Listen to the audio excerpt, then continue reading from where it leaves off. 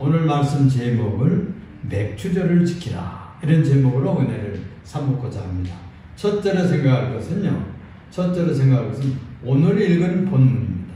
오늘 읽은 본문을 기초로 시내산 언약과 맥추절의 관계가 어떻게 관계가 있느냐 하는 생각을 먼저 하려고 합니다. 오늘 읽은 본문 말씀에는 맥추절 얘기가 나오진 않아요. 그런데 시내산에 모세가 올라가는 얘기입니다. 이게 시내산에 올라가서 10계명을 받는 얘기예요. 우리가 다른 주일에는 오늘은 교동문을 되게 서로 교독을 했잖아요. 다른 주일에는 우리가 10계명을 교독하잖아요. 그 10계명을 언제 받았느냐? 바로 이 맥추감사주일이 있는 이때에 모세가 시내산에 올라가서 10계명을 돌에 주님이 친히, 지금의 말로 말하면 돌 성경이에요. 돌 성경을 만들어서 주셨단 말이에요. 그 10가지 계명을 가지고 내려가서 광야에서 이렇게 살거라. 그래서 성경 말씀을 주신 거예요. 그래서 그 말씀을 받은 날로 기념되는 날이 바로 맥추절입니다. 그 날이 바로 이 날이에요.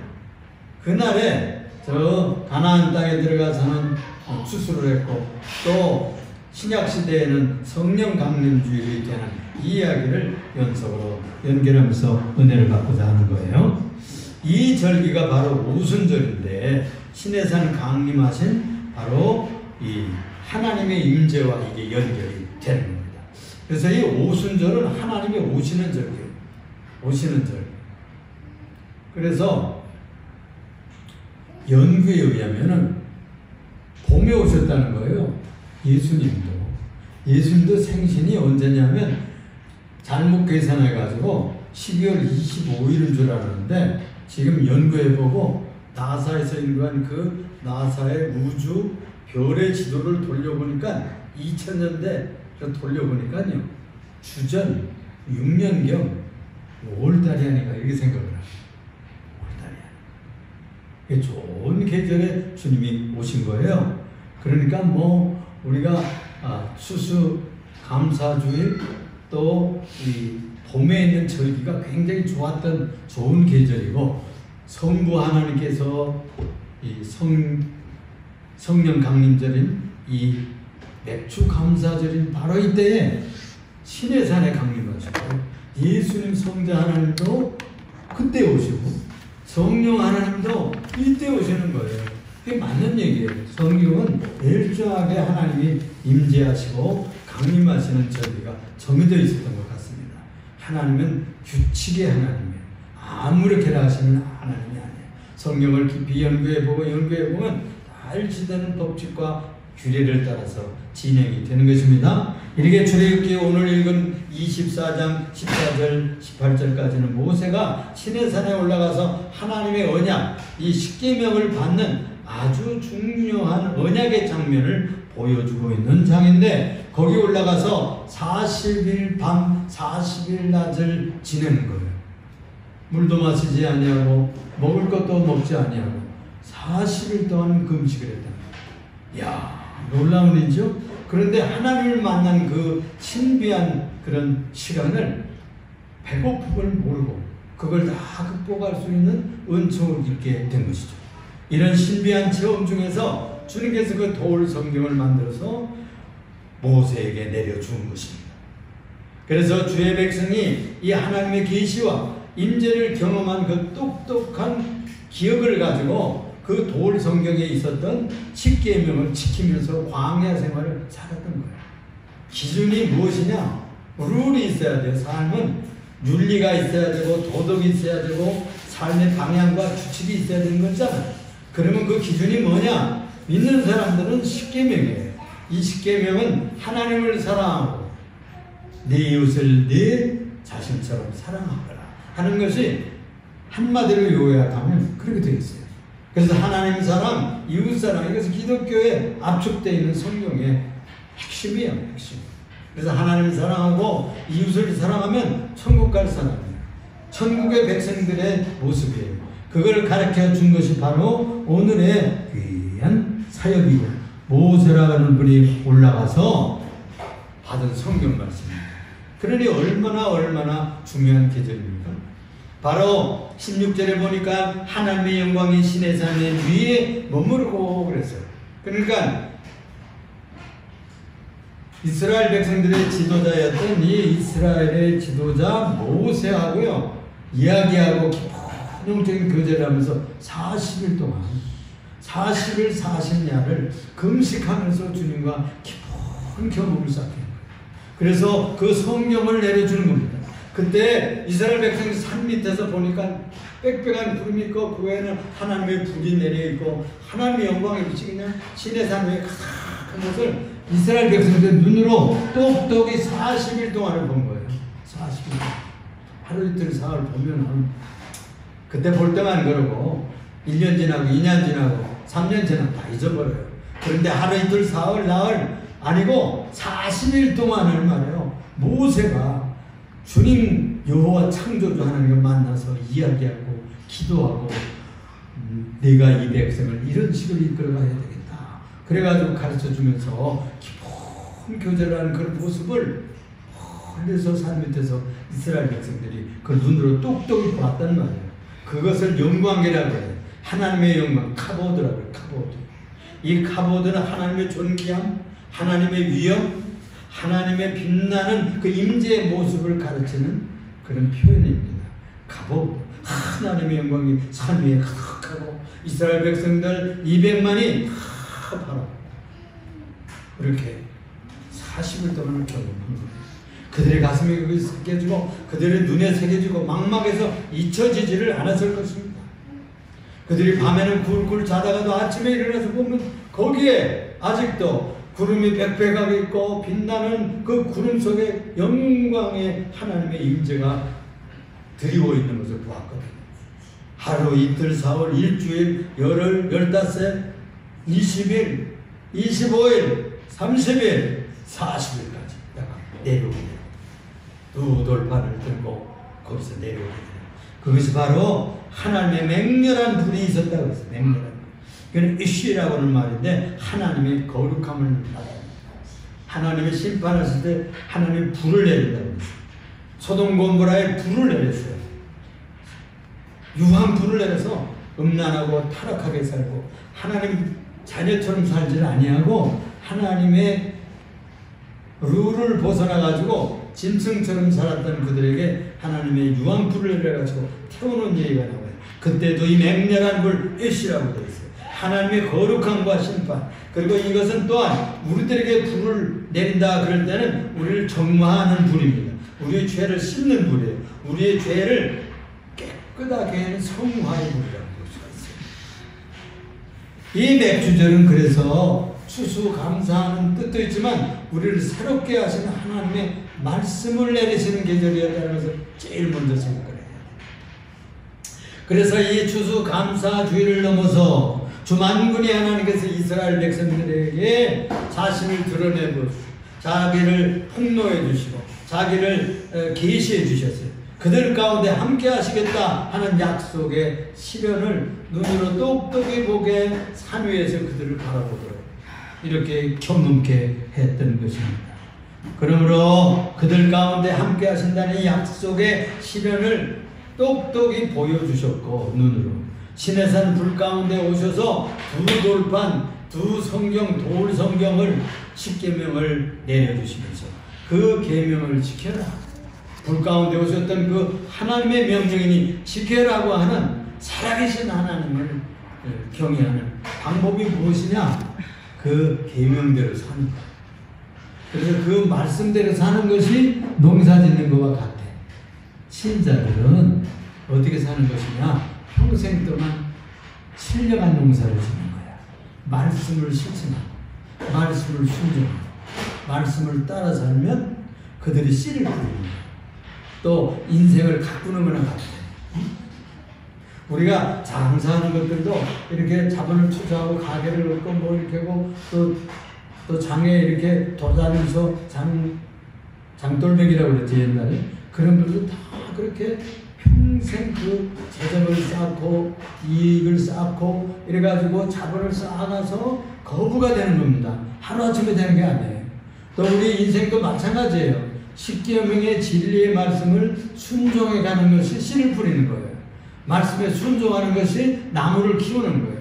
인격을 키우고 양심을 키우고 똑똑한 하나님의 사람으로서 분명한 인격과 실망을 가지고 세상을 살아가는 사람이 되어가는 겁니다. 우리 은식이 성식이는 어린아이 때부터 나왔어요. 초등학교 때부터 나오고 중등부 때 나오고 고등부 때 나오고 응? 지금 다니잖아요. 그들은 이 청소년들은 하나님 앞에서 말씀 듣고 목사가 설교하는 설교 말씀 듣고 성경 읽으면서 자라났다는 거예요. 콩나물에 물 주면 다 밑에 빠져나가는 것 같죠? 어디로 갔나 몰라. 그런데 그 콩나물은 자꾸 쑥쑥쑥쑥 자라요. 그런 거 1년 지나고 2년 지나고 3년 지나고 5년 지나고 10년 지나고 20년 지나고 청년 되잖아요. 그러면 장가 들고 군대 갔다 오고 그러면 곧 이 나라의 중요한 인재가 되는 겁니다. 이렇게 이 날은 하나님으로부터 말씀의 씨앗을 받는 날, 말씀의 진리를 받는 날, 말씀의 분을 받는 날, 말씀의 생명을 받았어. 그래서 이 생명의 진리를 따라 살면 생명 있는 성도가 됩니다. 천국 가는 인생으로 성장할 수가 있어요. 이 말씀 받고도 그 말씀 순종 안 하면 농사가 잘 안 된 거지. 그래서 우리가 채소를 키울 때도 정성 들이고 물 자주 주고 거름 주고 김매 주고 그러면 잘 되잖아요. 그런 것 같아요. 우리 인생. 그래서 성경에도 사람은 뿌린 대로 거둔다 그랬어요. 뿌린 대로. 가꾼 대로 거둬요. 가꾼 대로. 거름한 대로 거두고 돌본 대로 양육된 대로 살자. 두 번째 얘기는 약속의 땅을 받고 들은 맥주를 약속의 땅에 들어가서 신명기 26장 9절에서부터 13절 볼 것 같으면은 제가 신명기 26장을 잠깐 소개할게요. 신명기 26장에 볼 것 같으면 9절에서부터 볼 것 같으면 중요한 말씀이 나와요. 그냥 들으세요. 이것으로 인도하사 이 땅 곧 젖과 꿀이 흐르는 땅을 주셨나요? 젖과 꿀이 흐르는 땅을 주셨나요? 가나안 땅을 주신 얘기를 회상하면서 하나님 앞에 추수감사 제물을 가져와서 지금 기도하는 기도의 내용이다. 여호와여, 이제 내가 주께서 내게 주신 토지 소산의 만물을 첫 수확을 가져왔나이다 하고 너는 그것을 네 하나님 여호와 앞에 두고 네 하나님 여호와 앞에 경배할 것이며 추수감사 제물을 갖다 놓고 하나님 앞에 옛날에는 다 실제로 절을 했어요. 이렇게 경배했어요. 지금 우리가 앉아서 예배하는 것이 경배나 똑같습니다. 프로스크노라고 하나님을 경배하는 거예요. 네 하나님 여호와께 너와 네 집에 주신 모든 복으로 말미암아 너는 레위인과 너희 가운데 거류하는 객과 나그네, 외국인, 노동, 품팔로운 사람 그들과 함께 즐거워할지니라 그렇게 말하고 있는 것입니다. 그래서 이 본문은 맥주 감사절의 기도문이었어요. 신명기 26장에 제사장들이 그렇게 기도하고 가르쳐요. 그러면 친히 가져와서 가르치고 그대로 고백하는 우리가 신앙 고백하고 또 주기도문 고백하고 하는 거랑 똑같아요. 땅을 주시고 언약을 성취하심에 감사. 땅을 다 나눠주고 간군마다 또 지파마다 다 땅을 나눠 주었습니다. 그래서 감사하고 가난한 이웃과 축복을 나누도록 이렇게 명령한 것이죠. 그러니까 우리가 부자 되고 수확하고 수입이 좀 있고 뭐 그래도 먹고 살만 하면 우리는 이웃을 생각해야 돼요. 신자들은 친척, 내 형제, 내 아우네, 내 동선에 어떻게 먹고나 사나 어떻게나 등록금이나 되는지 이런 걱정을 해야 돼. 그리고 말이라도 그리고 몇 푼이라도 이렇게 나눌 줄 아는 삶을 살라는 거예요. 그게 이 추수한 사람, 수입 얻는 사람들의 복입니다. 세상에서 가장 축복이 뭐냐? 주는 복이에요. 줘보세요. 줘보세요. 응? 주는 자가 복이 있다고 그랬어요. 줄 수 있으면 복입니다. 여러분. 주는 것을 즐거워하는 사람은요 착한 사람이에요. 주는 것을 즐거워하는 사람들은요 복 받을 사람이에요. 응? 땅을 주시고 추수물을 주셨는데 감사하지 않으면 그건 안 되죠. 그래서 이스라엘 백성은 가나안 땅에 들어가서 첫 소산물, 첫 만물을 드릴 때 그렇게 기도한 거예요. 10절에 여호와께서 내게 주신 땅의 소산물 중 처음 익은 것을 만물을 주께 가져왔나이다. 이 처음 익은 것은 레시트란 말인데 시작이다, 으뜸이다, 첫 열매다, 최고의 것이다. 그래가지고 이분들은요 제일 먼저 익은 것, 밭에도 보면은 잘 익은 지역이 있잖아요. 그런 데 가서 먼저 이삭을 이삭만 따가지고 와서 그걸 빻아가지고 그걸 떡을 만들어가지고 드리고, 또는 잘 익은 지역에 곡식을 베가지고 그걸 단을 묶어가지고 첫 단을 가져와서 하나님께 흔드는 거예요. 흔들어. 이렇게 하나님 앞에 드리는 겁니다. 네 하나님 여호와께서 너와 네 집에 주신 모든 복으로 말미암아 레위인과 너희 가운데에 거류하는 객과 나그네를 말하죠. 함께 즐거워할지니. 나눠주면서 함께 나눔이 있어야 즐거워요. 삶이 보람 있는 거예요. 혼자 내거만 하면 즐겁지 않아요. 그저 그것만 가지고 아유 부자 됐네, 아유 거듭하네, 그런 기쁨은 있지만 나누는 기쁨이 없어요.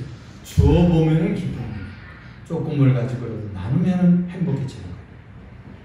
즐거워한다는 말은 샤마흐라는 말인데 이 말은 기쁘다, 환희롭다, 즐거움이다, 그런 말이에요.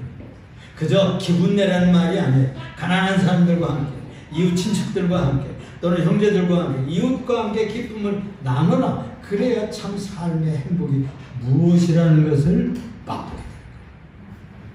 이것은 삶의 진짜 즐거움이 뭐냐, 삶의 진짜 행복이 뭐냐, 그것을 즐기게 하는 비결이에요.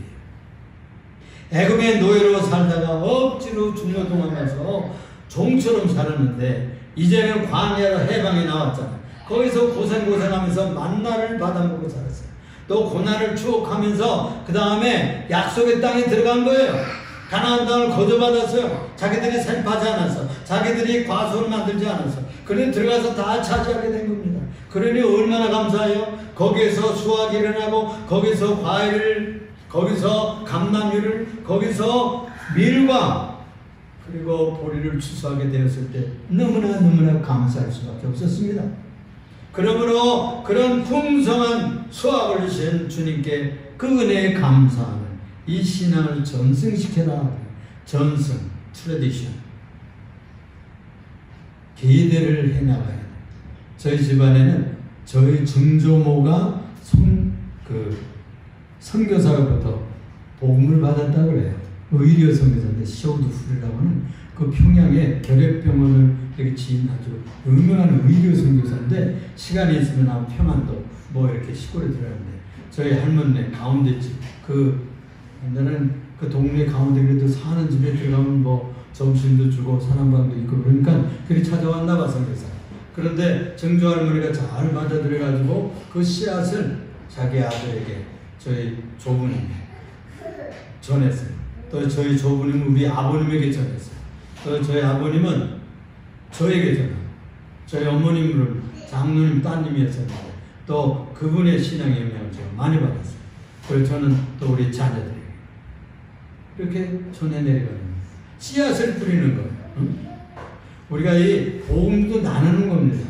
복음도 영생하는 이 수학이거든요. 영생하는 양식이거든요. 영생하는 진리를 나 혼자만 먹고 나만 천당 가려고 생각하지 말고 이웃과 나눠야지. 천국 가는데 나만 좋은 데 가면 안 되죠. 내 평생 사랑하고 같이 살던 남편에게, 아내에게, 또 그리고 나의 아우네, 나의 형제, 동성 사랑한다면 믿든지 안 믿든지 자기들이 결정하는 거예요. 전해주는 거예요. 나는 이렇게 산다. 참 좋더라. 복음을 믿어. 여기가 진짜 길이야. 이런 걸 얘기해 줄 필요가 있어요. 귀한 진리를 알고 나 혼자만 먹으려고 하는 것은 그건 욕심쟁이죠. 그래서 우리가 이 복음도 나눠야 됩니다. 이렇게 가난한 이웃들과 노동을 팔려고 왔던, 품팔이 왔던 객들과 함께도 나누라 그랬어요. 그래서 그 이웃은 누구였느냐? 레위인들이었어요. 레위인들은요, 지금 말하면 교역자들, 전도사들, 신학생들, 지금 이제 그 목사들을 돕고 교회를 돕는 그런 이들이었어요. 그들과 함께 나누고, 또 외국에서 품팔이와 또 고아와 과부, 혼자 된 분들 있잖아요. 혼자 된 분들. 젊은 과부들은 제가 하지만은 그 초대교회에서는 60세 이상, 옛날에는 60세 이상만 돼도 굉장히 노인으로 생각했어요. 요즘은 60세 뭐 청년입니다. 청년. 75세가 이제 노인 된다 이러잖아요. 지금 70세도 노인이 아니래 글쎄. 그렇습니다. 그런 시절이 됐어요. 자, 어떻든지 간에 이 혼자 된 분들, 그리고 레위인들, 그리고 나그네들, 품팔이 온 외국인들 많잖아요. 동남아에서, 네팔에서, 필리핀에서 온 분들 많습니다. 여러분들 주위에 그런 분들 있어요? 그런 분들 무시하지 말고 그들도 먹고 살 수 있도록 그렇게 해줘야 되는 것이죠. 우리가 이 맥주절에는 반년간의 수확을 당연히 뭐 주신 거니까 이렇게 얘기하지 말고 겸손히 감사한 마음으로 이웃들과 함께 그 복을 나누면 더 복되게 될 것이다. 축복을 뿌리는 거예요. 나눈다는 것은 축복을 뿌리는 거야. 없는 중에도 뭐 펑펑 남아서 나누나요? 다 모자라죠. 그러면 뭐 거부들만, 재벌들만 나눌 수 있는데, 그러나 우리가 먹고 살 수 있다고 그러면 그 사람은 나눌 수 있는 실력이 되는 겁니다. 주님께서 그렇게 나누는 자들에게 복을 주시고 더 풍성하게 갚아주실 줄로 믿습니다. 우리가 누리는 이 모든 것이 햇빛을 주신 하나님이 주신 거잖아요. 또 때때로 비를 주신 것 때문이잖아요. 또 좋은 공기를 주시고 바람을 주시고 이렇게 해서 우리가 먹고 누리고 사는 거예요. 우리의 건강도 마찬가지예요. 이만큼이라도 일하고 그래도 사업이라도 하러 다니고 직장에 갈 수 있는 건강 요만큼이라도 주셨으니 감사합니다. 그래서 우리가 누리는 이 모든 것을 감사하며 땀 흘려 노력한 것에 대해서 대가를 주시고 열매를 주시고 보상해 주신 이것, 복으로 주신 것에 대해서 우리는 감사, 찬양, 영광을 돌려요. 세 번째로는요, 이 거룩한 예물과 이 공동체 연합입니다. 레위기에 볼 것 같으면 더 세밀히 나와요. 레위기 23장 15절에 보면 이런 말씀이 나옵니다. 제가 간단히 소개를 할 것 같으면요,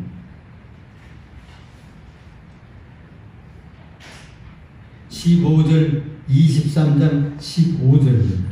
23장 15절을 볼 것 같으면 그런 말씀을 합니다. 안식일 이튿날 곧 너희가 요제로 곡식단을 가져옵니다. 요제는 흔드는 요예요. 흔들요자, 흔들린다. 이렇게 요를 써요. 요령이라고 해요. 요령.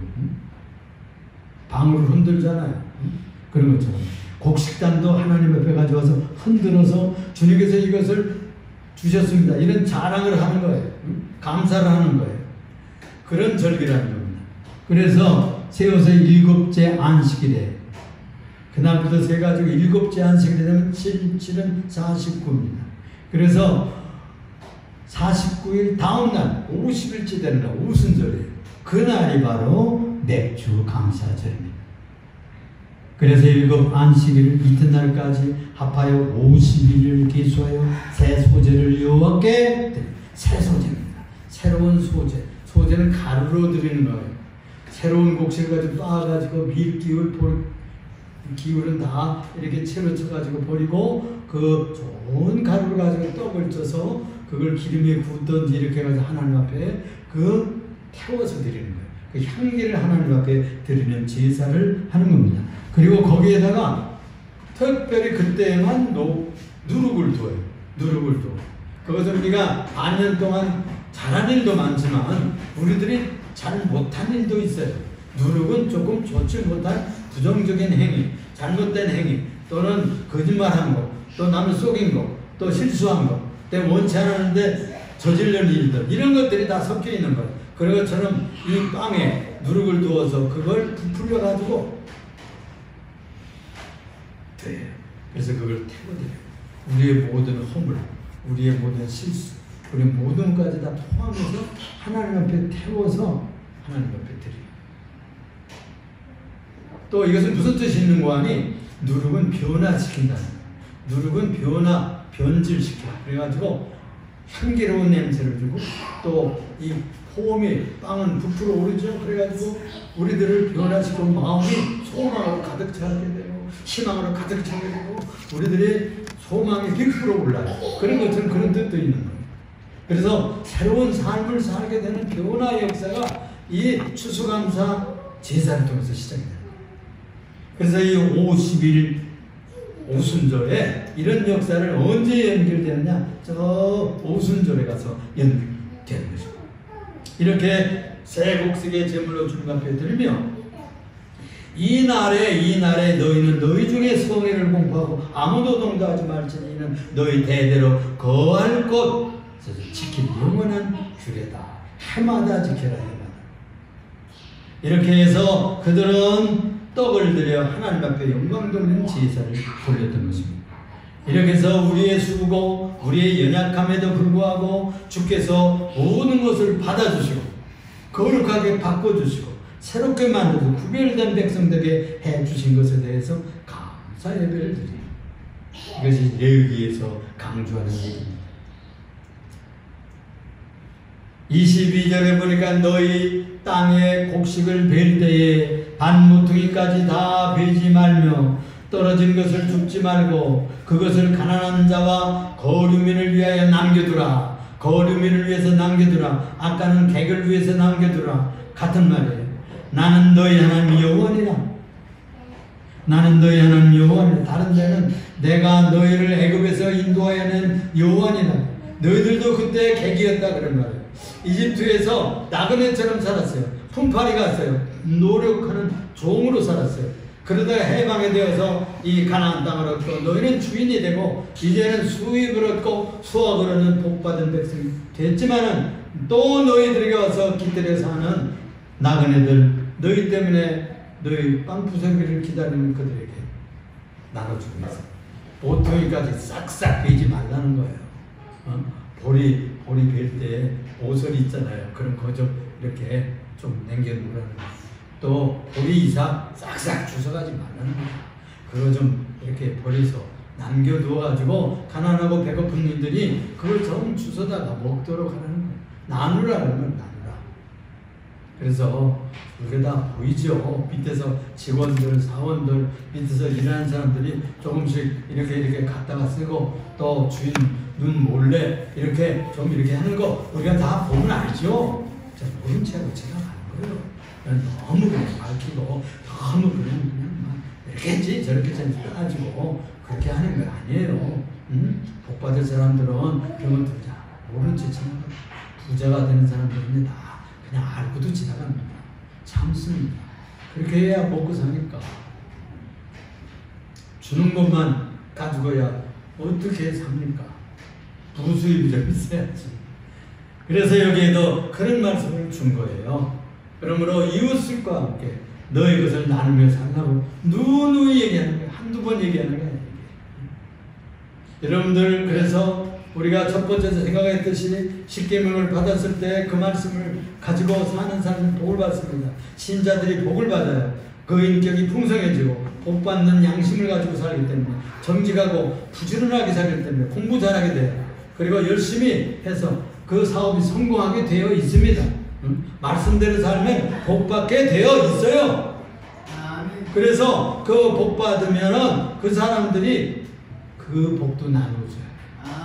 말씀으로 산 순종의 복이 뭔가 하면 가르쳐줘요. 복음을 전하고 어떻게 사는 것이 참으로 복된 삶인가 나눠줄 수 있어야 되는 것입니다. 네 번째로 생각할 것은 맥주절의 완성은 성령 강림절에서 완성이 됩니다. 제가 성령 강림 주일에는 자주 이 말씀을 합니다. 그날에 새 인류가 탄생하는 거예요. 새로운 교회가 출생했어요.